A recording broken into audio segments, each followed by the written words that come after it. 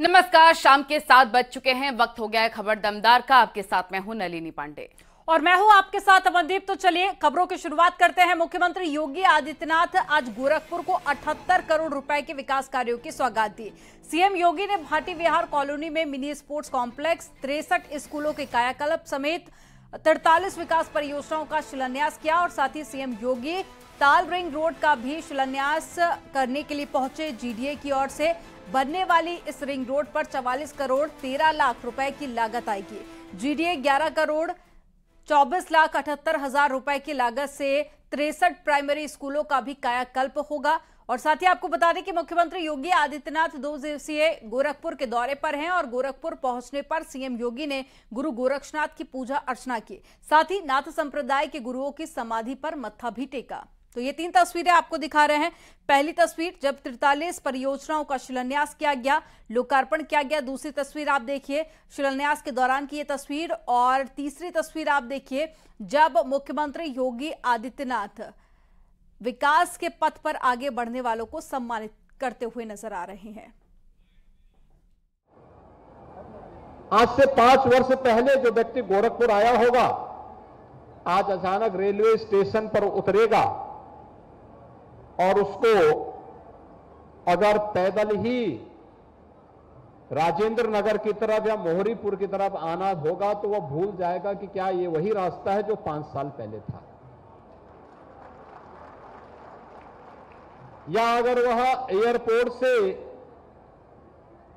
Gorakhpur city की तरफ आएगा या रामगढ़ ताल की तरफ आएगा तो भूल जाएगा, क्योंकि आते ही सबसे पहले उसके सामने एम्स होगा, फिर रामगढ़ ताल का सुंदरीकरण का कार्य होगा, 4 लेन की सड़कें होंगी, चौड़ी सड़कें होंगी, तो भूल जाएगा। उसको लगेगा कि क्या मैं रवि किशन तो नहीं हूं कि मुंबई में रह करके गोरखपुर का सपना देख रहा हूं। लेकिन यह हकीकत है। जैसे रवि किशन एक हकीकत है, एक अच्छे कलाकार के रूप में, एक सांसद के रूप में आपकी सेवा भी कर रहे हैं और कला को भी आगे बढ़ाने का कार्य कर रहे हैं।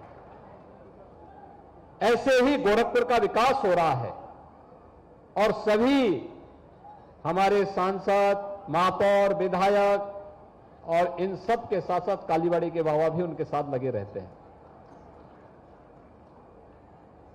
ये सब मिलकर के विकास के इन कार्यों को आगे बढ़ाने का कार्य कर रहे हैं और आज गोरखपुर बदला हुआ दिखाई देता है।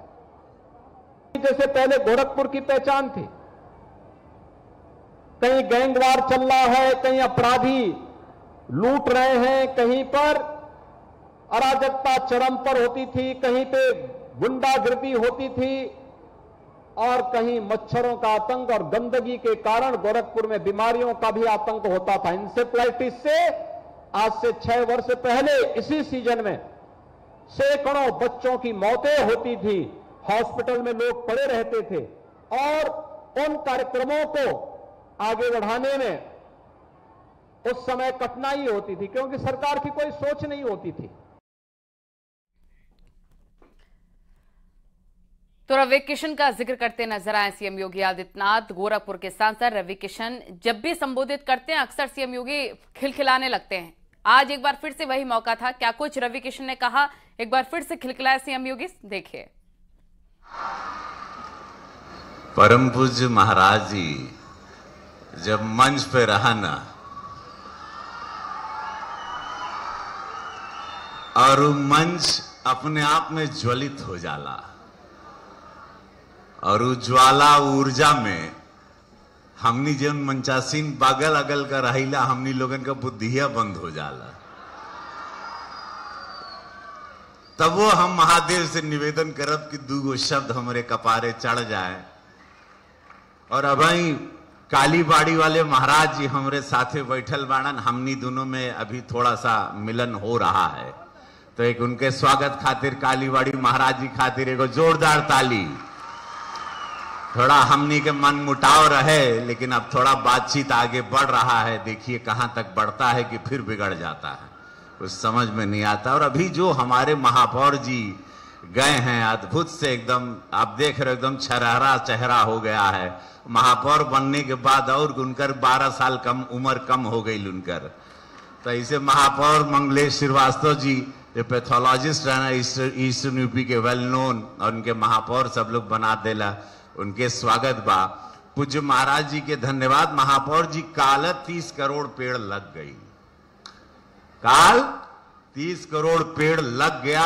महाराज जी को धन्यवाद। महाराज जी की ये सोच, ये विचार कि भैया हो इतना गर्मी हो रहा है, लोग पेड़ काट दिया, पेड़ नहीं लगा रहा है, और पेड़ जब लगे लगल तो काल महाराज जी आह्वान कही ना, हम भी लगाए यहाँ, हमारे कुल मंचासीन सारे माननीय विधायक और सारे एमएलसी महोदय सब लगे ना, महाराज जी स्वयं लगाए। कल 30 करोड़ का टारगेट कल ही पूरा हो गया।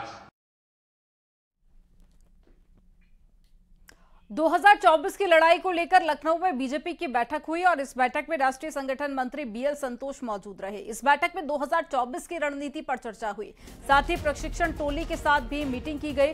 लखनऊ प्रवास पर आए पार्टी के राष्ट्रीय महामंत्री बीएल संतोष ने प्रदेश पदाधिकारियों की बैठक में लोकसभा चुनाव के लिए पहले चरण का रोड मैप तैयार किया।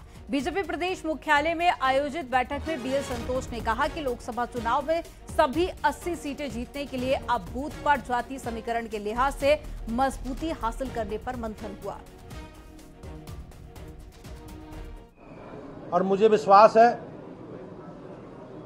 कि हमारे सरकारों के काम और हमारे संगठन की ताकत और मोदी जी के प्रति लोगों का विश्वास, इसके आधार पर भारतीय जनता पार्टी लोकसभा की उत्तर प्रदेश की सभी सीटें जीतेगी।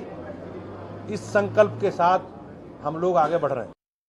2024 के लोकसभा में उत्तर प्रदेश में 80 की 80 लोकसभा सीटें भारतीय जनता पार्टी अपने साथियों के साथ जीतने जा रही है।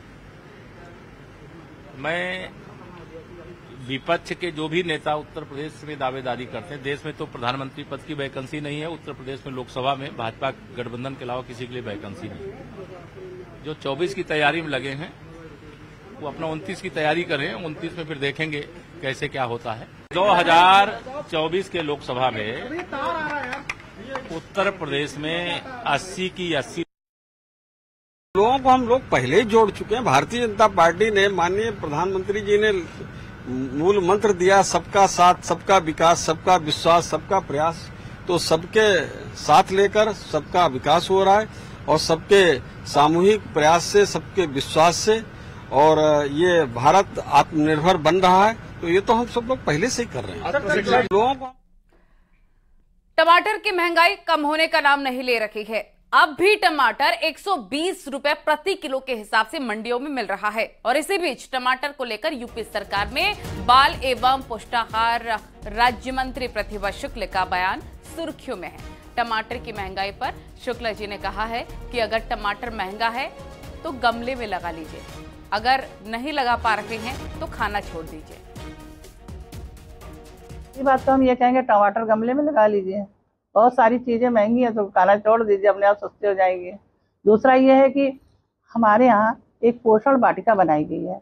असही गांव है, हम लोगों ने एक पोषण वाटिका बनाई है। पूरे गांव की महिलाएं अपने गांव के पिछवाड़े में जो हिस्सा जहाँ कूड़े इकट्ठे करते हैं, उसको कूड़ा इकट्ठा न करके पोषण वाटिका का रूप दिया है, जिसमें उन्होंने सब्जियां उगाई हैं और एक एक बीज डाल के, तरोई है, लौकी है, टमाटर भी उसमें उगा सकते हैं। छोटी सी वाटिका बनाई, अब सब्जी लेने उनको जाना नहीं पड़ता है, अपने बस वहाँ पोषण वाटिका से सब्जी लेती हैं और अपने यहाँ सब्जियां बनाती हैं। उसमें टमाटर भी लगाया जा सकता है। और गाजियाबाद में लव जिहाद और धर्म परिवर्तन का मामला सामने आया, जहां फेसबुक के जरिए मुस्लिम लड़के खालिद ने हिंदू नाम रखकर, दीपक रखकर नाम, एक लड़की को अपने प्रेम जाल में फंसा लिया, जिसके बाद में लड़की के साथ में नाजायज संबंध भी बना लिए और बाद में खालिद लड़की पर धर्म परिवर्तन का दबाव बनाने लगा। पुलिस ने आरोपी खालिद को गिरफ्तार कर लिया है। इसमें एक महिला द्वारा ये बताया गया कि फेसबुक द्वारा एक व्यक्ति से पहचान हुई जिसने उसके साथ बलात्कार और धर्म परिवर्तन की घटना की गई। घटना का संज्ञान लेते हुए विजयनगर थाना में एफआईआर पंजीकृत की गई और टीमों का गठन करके घटना के अनावरण के लिए प्रयास जारी किए गए। कल देर रात इसमें जो मुख्य अभियुक्त है उसको पुलिस ने गिरफ्तार कर लिया है। उसका नाम खालिद पुत्र मोहम्मद जमील अहमद है और ये रहने वाला थाना विजयनगर क्षेत्र का है। इसको कल अरेस्ट करके आगे की विधिक कार्रवाई की जा रही है।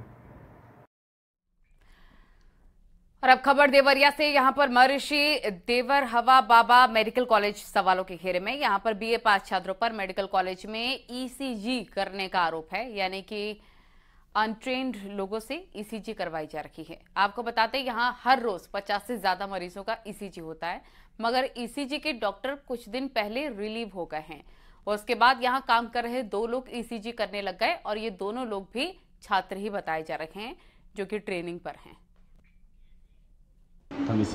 आपकी एजुकेशन क्या है सर? एजुकेशन है ये बीए फाइनल है। मतलब आप बीए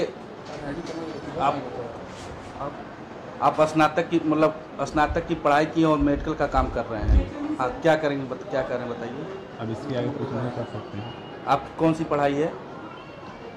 बोला हूँ ग्रेजुएशन से है। किस विषय से?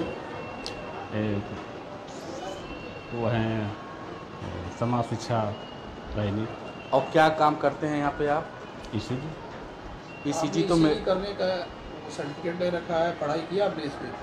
अभी तो नहीं लिया आपने कभी पढ़ाई इसकी की है? ईसीजी का तो पढ़ाई अभी नहीं हुआ है। फिर आप कैसे ईसीजी कर रहे हैं? अभी से रखा गया है। किसने रखा है आपको? ये बोला हूँ नहीं। क्या बोल रहे हैं? नोडल अधिकारी रखे हैं। कौन है नोडल अधिकारी आपके? सर अजीत पाल है। मैं इस वक्त खड़ा हूं मेडिकल कॉलेज के एक वार्ड में, जहां सैकड़ों लोग अपना इलाज कराने के लिए आते हैं और इस वक्त मैं ईसीजी कक्ष के बाहर खड़ा हूं। आप तस्वीरों में देख सकते हैं ईसीजी कक्ष है जहां पे पुरुष और महिलाओं का ईसीजी होता है, लेकिन दुर्भाग्य की बात है यहाँ पे कोई डॉक्टर तैनात नहीं है और 2 कर्मचारी हैं जिन्होंने स्नातक की पढ़ाई की है, कोई साइंस की पढ़ाई नहीं की है, लेकिन अनुभव के आधार पर ईसीजी कर रहे हैं। या यूँ कहें कि मेडिकल कॉलेज जो है मरीजों के जान से खिलवाड़ कर रहा है। देवरिया से न्यूज़ 18 के लिए उमाशंकर भट्ट। रिपेयरिंग सेंटर में आग लगने से हड़कंप मच गया और बताया जा रहा है कि आग लगने से लाखों का नुकसान हुआ है। मौके पर लोगों ने आग बुझाने की कोशिश की, लेकिन काफी सामान जलकर खाक हो चुका था। टूंडला नगर के रेलवे स्टेशन रोड के ओम मोबाइल सेंटर का ही पूरा मामला है। वो सारे के सारे मोबाइल जो है हमारे यहाँ जल चुके हैं, तो मैं चाहूँगा कि कोई ना कोई हमें राहत जो है मिल जाए और ग्राहकों से आवेदन करूँगा कि जिन लोगों का पुराना मोबाइल जल गया है तो हमसे प्लीज़ हमारे साथ सहयोग करें और किसी भी तरह का हमारे ऊपर दबाव ना लगाएं कि नहीं हमने आपके पास मोबाइल डाला था तो जल गया तो आपकी जिम्मेदारी है। हमारी इसमें किसी प्रकार की कोई जिम्मेदारी नहीं है क्योंकि ये आकस्मिक आपदा है। और लखनऊ से खबर मिल रही है जहां एसटीएफ के 2 फर्जी अफसर अरेस्ट किए गए हैं। एसटीएफ ने गिरफ्तारी की है। प्लास्टिक के पिस्टल, 8 कारतूस और साथ ही स्कॉर्पियो बरामद की गई। स्कॉर्पियो पर एसटीएफ लिखाकर घूमते थे आरोपी और ठगी के लिए खरीदी थी लखनऊ के नंबर की स्कॉर्पियो। आरोपियों का भाई सेना में है और सेना में तैनात भाई की वर्दी वाली फोटो दिखाकर लोगों पर धौंस जमाते थे आरोपी। एसटीएफ ने बरेली से गिरफ्तारी की है और बरेली का हिमांशु शर्मा और साथी शिवम शर्मा, इन 2 लोगों को पुलिस ने गिरफ्तार कर लिया।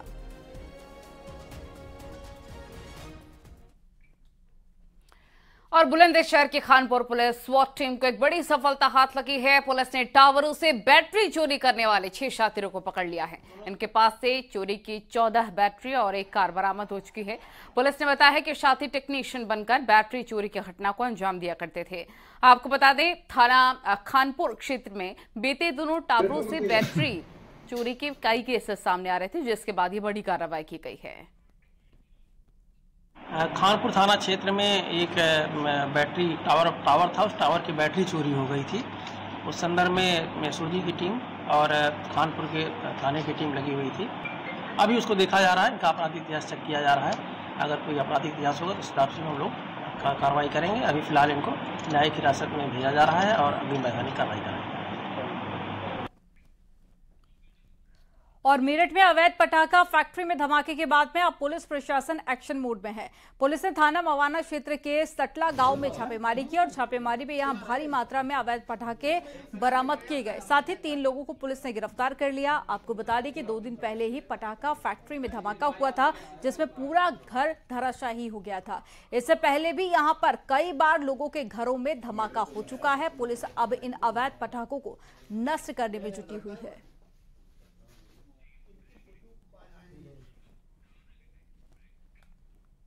खबरें और भी हैं, लेकिन यहां रुकना होगा एक छोटे से ब्रेक के लिए। आप देखते रहिए न्यूज़ 18।